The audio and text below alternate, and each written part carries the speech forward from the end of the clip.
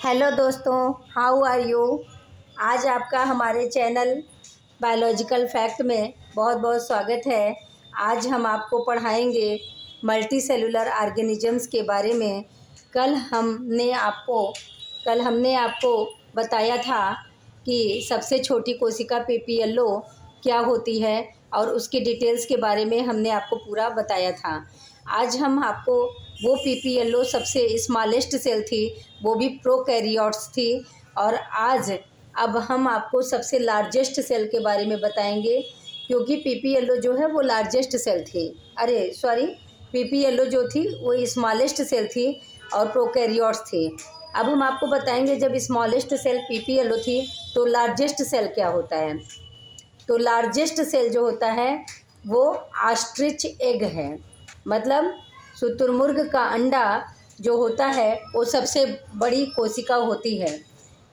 Largest cell ostrich egg, इसकी size होती है 15 से 18 सेंटीमीटर। मतलब ये ऑस्ट्रिच एग यानी शुतुरमुर्ग का अंडा सबसे बड़ी कोशिका होती है, लार्जेस्ट सेल होती है। इसकी लंबाई 15 से 18 सेंटीमीटर होती है और ये काफ़ी चौड़ी होती है। अब देखिए मल्टी सेलुलर ऑर्गेनिजम्स, इसके प्रीवियस क्लासेस में हम आपको बताए थे यूनिसेलुलर ऑर्गेनिजम्स क्या होते हैं, तो वो हमारे कॉन्सेप्ट आपको दे दिए, कंप्लीट हो गए। अब हम बता रहे हैं मल्टी सेलुलर ऑर्गेनिजम्स क्या होते हैं। तो मल्टी सेलुलर ऑर्गेनिजम्स, मल्टी का मतलब होता है एक से अधिक, और सेलुलर का मतलब होता है सेल मतलब सेल, सेलुलर का मतलब होता है एक से अधिक कोशा। तो मल्टी सेलुलर ऑर्गेनिजम्स मतलब मल्टी सेलुलर ऑर्गेनिजम्स के अंतर्गत वो सभी जीव आते हैं जो एक से अधिक कोशिकाओं से मिलकर बने होते हैं। यहाँ तक कि मल्टी सेलुलर ऑर्गेनिजम्स मिलियंस या ट्रिलियंस कोशिकाओं तक के भी बने होते हैं, जिन्हें हम मल्टी सेलुलर ऑर्गेनिजम्स कहते हैं। मल्टी सेलुलर ऑर्गेनिजम्स के अंतर्गत प्रोकैरियोट्स और यूकैरियोट्स दोनों ही आते हैं। कुछ प्रोकैरियोट्स यूनिसेलुलर होते हैं और कुछ प्रोकैरियोट्स मल्टी सेलुलर होते हैं। तो मल्टी सेलुलर ऑर्गेनिजम्स के बारे में आइए हम क्रम से देखते हैं इसका डिटेल क्या है। Multicellular organisms consist of more than one cell. Multicellular organism एक से अधिक कोशिकाओं से बने होते हैं। सेकेंड है स्पेशलाइज्ड टू फॉर्म टिश्यूज। ये जो होते हैं मल्टी सेलुलर ऑर्गेनिजम्स, ये ऊतकों में स्पेशलाइज्ड होते हैं, आर्गन्स में स्पेशलाइज्ड होते हैं एंड आर्गन सिस्टम्स में स्पेशलाइज्ड होते हैं। इसका मतलब ये है कि जो मल्टी सेलुलर ऑर्गेनिजम्स होते हैं उनमें ऊतक पाए जाते हैं, अंग पाए जाते हैं, अंगतंत्र पाए जाते हैं। इसके पहले आप यूनिसेलुलर में देखे थे कि एक ही कोशिकाओं से सारी शरीर की क्रिया पूरी हो रही थी और एक ही कोशिका परमानेंट बनी रहती है, जबकि मल्टी सेलुलर ऑर्गेनिजम्स में ये नहीं होता है। मल्टी सेलुलर ऑर्गेनिजम्स जो होता है वो डिवाइड होता है टिश्यूज़ में, आर्गन्स में और आर्गन सिस्टम्स में। तो वही है specialized to form tissues, organs and organ systems. इसका एग्जाम्पल आप देखेंगे जो ये स्पेशलाइजेशन है, तो जैसे नर्वस सिस्टम है और डाइजेस्टिव सिस्टम है। जैसे नर्वस सिस्टम का एक अलग कार्य है और डाइजेस्टिव सिस्टम का एक अलग कार्य है। नर्वस सिस्टम पूरे ब्रेन की क्रिया को संचालित करती है, जबकि डाइजेस्टिव सिस्टम जो होती है वो पूरे पाचन की क्रिया को संचालित करती है। तो यहाँ पर ये जो मतलब मल्टी सेलुलर ऑर्गेनिजम्स में दो अलग अलग प्रोसेस के लिए दो अलग अलग तंत्र हैं, जैसे कि नर्वस सिस्टम अलग हैं और डाइजेस्टिव सिस्टम अलग हैं, जबकि यूनिसेलुलर में ऐसा नहीं था, एक ही सेल के अंदर सारी क्रियाएं होती थी। तो मल्टी सेलुलर ऑर्गेनिजम्स के अंतर्गत नर्वस सिस्टम, डाइजेस्टिव सिस्टम और इसी तरह अलग अलग सिस्टम, सारे सिस्टम्स अलग अलग होते हैं। आगे आप देखिए विजिबिलिटी, मतलब मल्टी सेलुलर ऑर्गेनिज्म की विजिबिलिटी क्या होती है।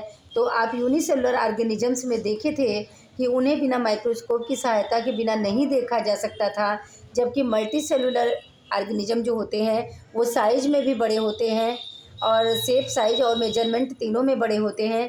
तो इस तरह से मल्टी सेलुलर ऑर्गेनिजम्स जो होते हैं वो विजिबल होते हैं, मतलब वो नग्न आँखों से देखे जा सकते हैं। इसमें इसको देखने के लिए माइक्रोस्कोप की आवश्यकता नहीं होती है। तो वही है कि विजिबिलिटी में seen with the naked eye, multicellular organisms को नेकेड आई के द्वारा भी देखा जा सकता है। इसके लिए माइक्रोस्कोप की कोई खास आवश्यकता नहीं होती है। अब देखिए मल्टीसेलुलर ऑर्गेनिजम्स में रिप्रोडक्शन कैसे होता है। तो मल्टीसेलुलर ऑर्गेनिजम्स में रिप्रोडक्शन जो होता है वो generally reproduce sexually. Multicellular organism जो होते हैं प्रायः वो रिप्रोड्यूस करते हैं लैंगिक रूप से via sperm and egg cells.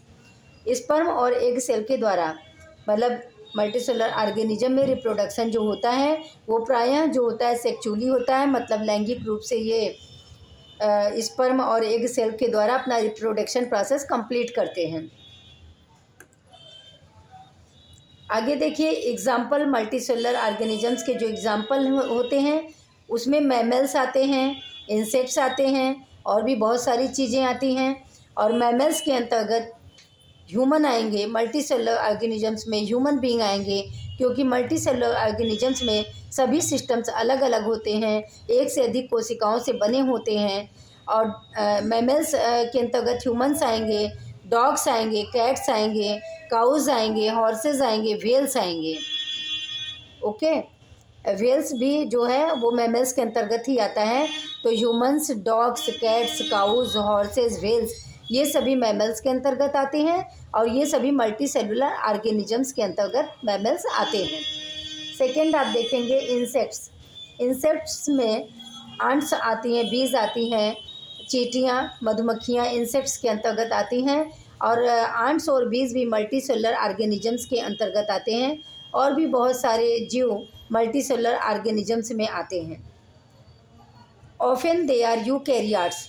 Multicellular organisms जो होते हैं वो कभी कभी प्रोकैरियोट होते हैं, लेकिन ज़्यादातर मल्टीसेलुलर ऑर्गेनिजम्स जो होते हैं वो यूकैरियोट्स होते हैं। यूकैरियोट्स मीन्स इनमें जो होता है in which well developed nucleus are found. इसमें जो है पूरी तरह से विकसित न्यूक्लियस पाया जाता है। मतलब यूकैरियोट्स जो होते हैं वो मल्टीसेलुलर ऑर्गेनिजम्स के अंतर्गत ज़्यादातर पाए जाते हैं और जिसमें वेल डेवलप्ड न्यूक्लियस मतलब पूरी तरह से विकसित न्यूक्लियस होता है वो पाया जाता है, मतलब मल्टीसेलुलर ऑर्गेनिजम्स में। और मल्टीसेलुलर ऑर्गेनिज्म यूकैरियोट्स आते हैं। मल्टीसेलुलर ऑर्गेनिज्म में ज़्यादातर यूकैरियोट्स होते हैं। एग्जाम्पल आप देखेंगे human being, animals, plants, fungi. Multicellular organisms में ह्यूमन बीइंग आता है, मतलब मनुष्य आते हैं, एनिमल्स आते हैं, बहुत सारे जीव आते हैं, प्लांट्स आते हैं जैसे कि मॉस का पौधा होता है, एंड फंजाई आते हैं। फंजाई में जैसे आपको मिल जाएगा मशरूम, मल्टीसेलुलर है। तो ये सभी चीज़ें मल्टीसेलुलर ऑर्गेनिजम्स के अंतर्गत आती हैं। तो मल्टीसेलुलर ऑर्गेनिजम्स के अंतर्गत हम human being, animals, plants, fungi और भी बहुत सारे जीवों का अध्ययन करेंगे। इसके बाद हम कल की क्लास में आपको और भी सारे अन्य डिटेल्स बताएंगे। और आज की क्लास हमारी यहीं पर कंप्लीट होती है। आप बताइएगा हमारा क्लास आपको कैसा लगा, और हमारे क्लास को डेली पाने के लिए आप बेल आइकन को प्रेस कर दीजिएगा एंड लाइक एंड सब्सक्राइब और शेयर ज़रूर करिएगा। और आज की क्लास में बस इतना ही। Good evening, take care, bye bye.